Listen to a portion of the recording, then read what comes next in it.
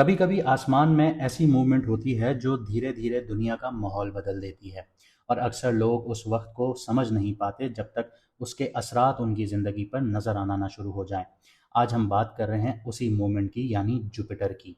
जैसे हमने चांद ग्रहण की वीडियो में आपको बताया था कि जैसे ही चांद ग्रहण का टाइम करीब होगा, हमने 26 तारीख को वीडियो लगाई थी और हमने बता दिया था कि एकदम से चीज़ें इरप्ट होना शुरू होंगी, एकदम से हालात बदलना शुरू होंगे। जिसके ऊपर अभी सब्र किया जा रहा था वो सब्र ख़त्म होगा, टूटेगा और अचानक से प्रोटेस्ट भी देखने को मिलेंगे और वॉर भी स्टार्ट हो जाएगी। तो वैदिक एस्ट्रोलॉजी में जुपिटर सिर्फ एक प्लैनेट नहीं माना जाता। ये विजडम है, ग्रोथ है, लॉ है, स्टेबिलिटी है और बरकत है। किसी की भी ज़िंदगी में, किसी की भी ज़िंदगी में मुनाफा है, फ़ायदा है। जब जुपिटर स्ट्रॉन्ग पोजीशन में होता है तो इंसान की ज़िंदगी में डायरेक्शंस आ रही होती हैं, सही लोग मिलते हैं, सही फैसले लिए जाते हैं और अपॉर्चुनिटीज़ धीरे धीरे खुलना शुरू हो जाती हैं। लेकिन जब जुपिटर वीक हो जाए, एफ्लिक्टेड हो जाए, उसकी एनर्जी डिस्टर्ब हो जाए, तो उसका असर भी महसूस होता है, जो कि गलत डिसीजंस की फॉर्म में नज़र आता है। गाइडेंस गलत मिलना शुरू हो जाती है, फाइनेंशियल जजमेंट जो हैं वो वीक होना शुरू हो जाती हैं और इंसान को लगता है कि वो मेहनत तो बहुत कर रहा है लेकिन रिजल्ट नहीं मिल रहे, रिजल्ट उसके हिसाब से नहीं मिल रहे। आखिर में पता चलता है कि वो डायरेक्शन ही गलत थी जिस पर उसने 10 साल मेहनत की या 5 साल मेहनत की या 3 साल मेहनत की। सितारों के सफ़र पर खुश आमदीद। तो पिछले कुछ महीनों में जुपिटर ने बिल्कुल एक ऐसी ही सफ़र तय किया है, ऐसी ही जर्नी की है। जब जुपिटर कैंसर में एंटर हुआ तो नॉर्मली ये एक पावरफुल और ऑस्पिशियस पोजीशन थी, यानी बहुत अच्छी पोजीशन थी, क्योंकि जुपिटर जो है वो कैंसर में शर्फ में होता है, उच्च का हो जाता है। लेकिन इस दफ़ा एक अजीब चीज़ हुई। ये बात हमने 30 सितंबर के आसपास जुपिटर की वीडियो में बताई थी। ये ऑलमोस्ट एक महीने तक मूव नहीं कर पाया, जुपिटर कैंसर में 0 डिग्री पर रुक गया।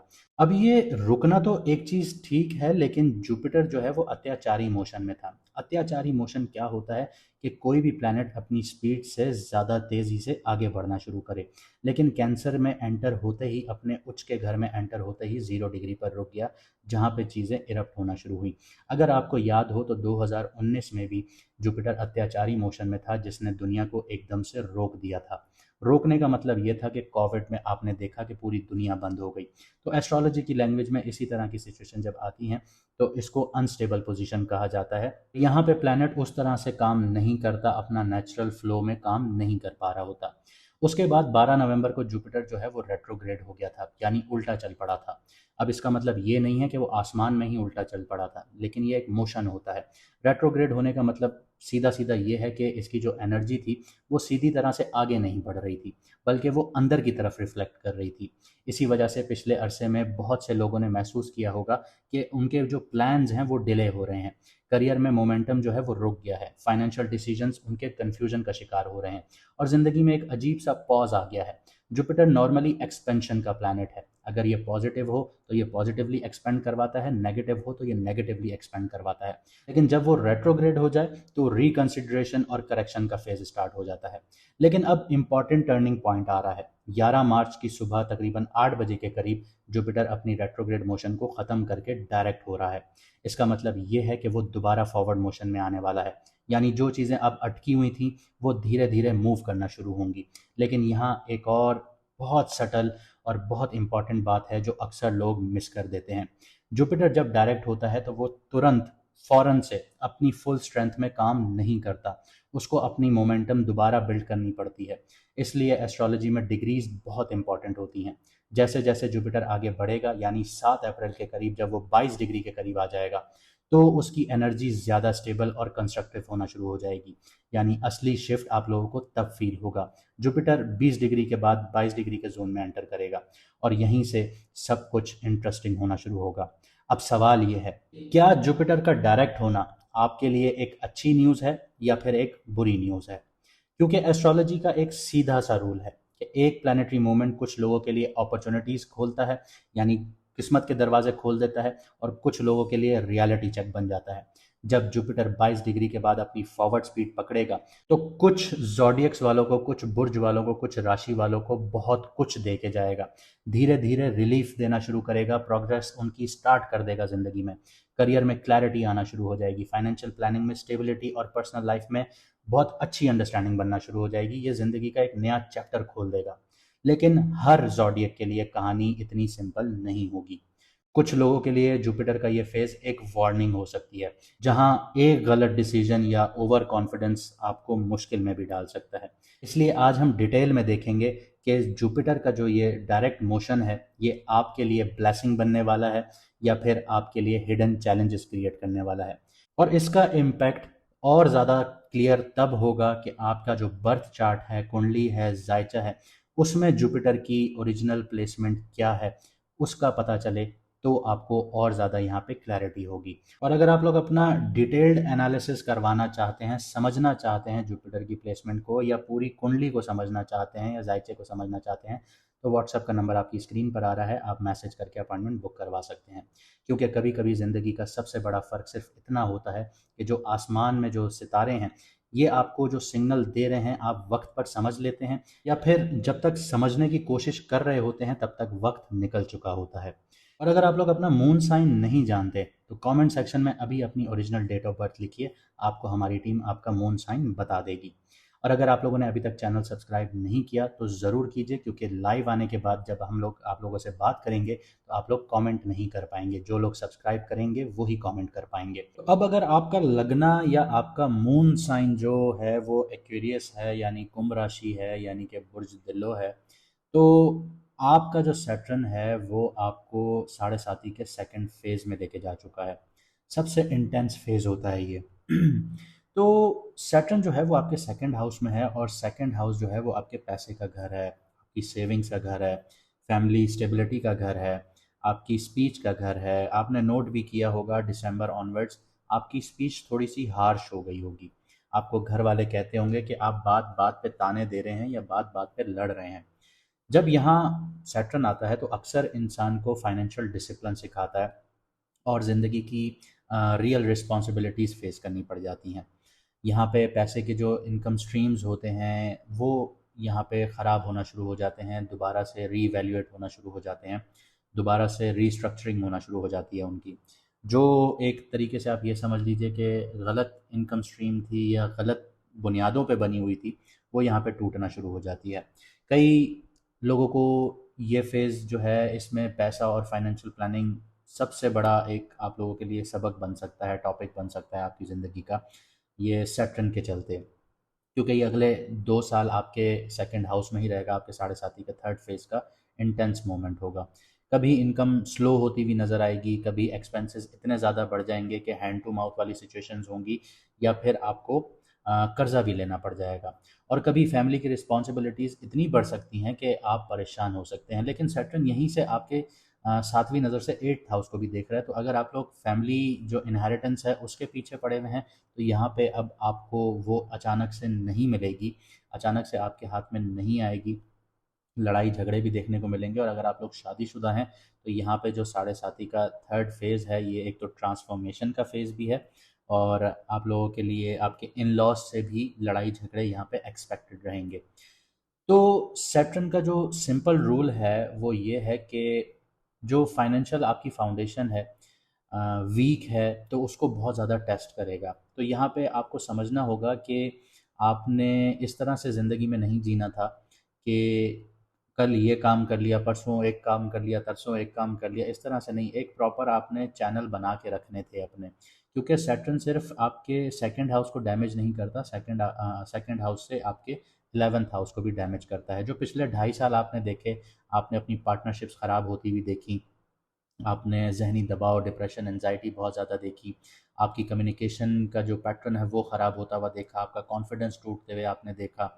इसके अलावा बहन भाइयों से भी वो वफ़ा नहीं मिली होगी जिसकी आपको उम्मीद रही होगी। आपके जो नेटवर्किंग है वो भी आपका साथ नहीं दे रहे होंगे, नए नेटवर्क्स नहीं बन रहे होंगे, आपकी किस्मत आपका साथ नहीं दे पा रही होगी। और आपके फॉरेन क्लाइंट्स थे, या आपका बिजनेस था, या फादर के साथ रिलेशनशिप्स थे, या मेंटोर के साथ थे, उनमें भी ऊंच नीच आपने देखी होगी। अब यहाँ पे जो एट्थ हाउस एक्टिव कर रहा है सैटर्न, तो ये ट्रांसफॉर्मेशन और सडन चेंजेस का भी घर है। इस वजह से लाइफ में कुछ अनएक्सपेक्टेड सिचुएशंस आ सकती हैं जो आपको एडजस्ट करने पर मजबूर करेंगी ज़िंदगी में। और 11th हाउस को जो ये डैमेज कर रहा है, तो इनकम का घर है 11th हाउस आपका, तो सैटर्न यहाँ पे कभी कभी इनकम को बहुत ज़्यादा स्लो कर देता है, और ये वो इनकम होती है जो आपकी सैलरी नहीं होती, ये आपकी दूसरी इनकम स्ट्रीम्स होती हैं, दूसरे ज़रिए होते हैं, चाहे वो नेटवर्किंग से हो, दोस्तों यारों से हो। और यहाँ पे अब आपके जो सर्कल्स हैं, फ्रेंड सर्कल्स हैं या नेटवर्किंग है, वो भी फ़िल्टर आउट होना शुरू होंगी। इसका मतलब ये नहीं है कि आपको कामयाबियाँ नहीं मिलेंगी, बल्कि कामयाबी मिलेगी, लेकिन थोड़ी देर से मिलेगी और हार्ड वर्क के साथ मिलेगी। अब जो लोग ये सोचते हैं कि हम सिर्फ किस्मत के भरोसे बैठे रहेंगे, तो किस्मत के भरोसे आपने नहीं बैठना, आपने मेहनत भी करनी है। अब जैसे जुपिटर आपके फिफ्थ हाउस में है, सॉरी, तो ये एक प्रोटेक्टिव फैक्टर बन जाता है आपके लिए। अब दूसरी तरफ से जो जुपिटर है वो जेमिनाई में डायरेक्ट हो रहा है। जिस वक्त आप ये वीडियो देखेंगे वो कुछ घंटे तक वो डायरेक्ट हो चुका होगा। तो फिफ्थ हाउस जो है वो आपकी क्रिएटिविटी का है, आपकी इंटेलिजेंस का है, आपकी प्लानिंग का है, फ्यूचर अपॉर्चुनिटीज़ का घर है। और जुपिटर यहाँ पे एक प्रोटेक्टिव एनर्जी क्रिएट कर देता है।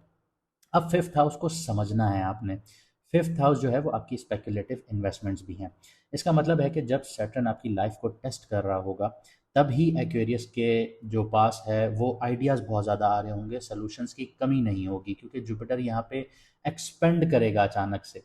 और यहाँ पे जब एक्सपेंड करेगा तो आपके आइडियाज़ जो हैं वो आपके जो टेस्टिंग फेज़ हैं उसमें आपको निकलने में मदद करेंगे। कई लोग इस फेज़ में क्रिएटिव फील्ड्स, लर्निंग या टीचिंग जैसी फील्ड्स में या फिर प्लानिंग के थ्रू अपनी लाइफ को एक नई डायरेक्शंस भी दे सकते हैं। और यहाँ पे एक और फैक्टर है जिसको हम इग्नोर नहीं कर सकते कि राहु आपके फर्स्ट हाउस में बैठा है। और फर्स्ट हाउस में जो है वो पर्सनालिटी और लाइफ डायरेक्शन का घर होता है, जो आपका फर्स्ट हाउस होता है। और राहु यहाँ पे इंसान को एक एम्बिशियस इंसान बना देता है, रेस्टलेस बना देता है, कि वो कहता है कि बस मुझे हासिल करना है। इस टाइम पीरियड में आप फील कर सकते हैं कि आपको लाइफ में बहुत जल्दी प्रोग्रेस करनी है, लेकिन राहु की वजह से डिसीजंस जो हैं वो इम्पल्सिव भी हो सकते हैं, यानी जज्बात में बह के जल्दबाजी में आप लिए गए फैसले भी हो सकते हैं। तो यहाँ पे एक स्ट्रॉन्ग फैक्टर आ जाता है कि राहु जो है वो पांचवी नज़र से जुपिटर को देख रहा है, और जुपिटर जो है वो नाइन्थ नज़र से एस्पेक्ट से राहु को देख रहा है। इसका मतलब है कि आइडियाज़ और एम्बिशंस जो हैं वो स्ट्रॉन्ग होंगे, लेकिन कभी कभी डायरेक्शंस जो हैं वो कंफ्यूज होती भी नज़र आएंगी। अब यहाँ पे एक और आपको चीज़ बता देता हूँ, मैंने दूसरे ज़ोडिएक्स के लिए ये चीज़ नहीं बताई। तो वो ये है कि जो सैटर्न है अपनी 10वीं नज़र से आपके 11th हाउस को देख रहा है, वहीं पे जो जुपिटर है वो अपनी 7वीं नज़र से आपके 11th हाउस को देख रहा है। यानी इस टाइम पीरियड में आपके दोस्त फिल्टर आउट वगैरह तो होंगे, लेकिन आपको फ़ायदा भी मिलेगा, और सैटर्न इतना हार्श नहीं रहेगा आपके लिए जितना हार्श कैप्रिकॉन वालों के लिए रहा। अब जुपिटर जो है वो फिफ्थ हाउस में बैठा है, तो फिफ्थ हाउस से ये नाइन्थ हाउस को भी एक्टिव कर रहा है, 11th हाउस को भी एक्टिव कर रहा है और फर्स्ट हाउस को भी एक्टिव कर रहा है। तो फिफ्थ हाउस जो एक्टिव हो रहा है ये आपको क्रिएटिविटी भी दे रहा है, आपकी इंटेलिजेंस को भी स्ट्रॉन्ग कर रहा है, बच्चों के मामलात में खुशियाँ भी दिखा रहा है, आपको रोमांटिक लाइफ भी दे रहा है, पार्टनर के साथ रोमांटिक मोमेंट्स एंजॉय भी करेंगे, स्पेक्युलेटिव इन्वेस्टमेंट्स में आपको फ़ायदे भी हासिल होंगे।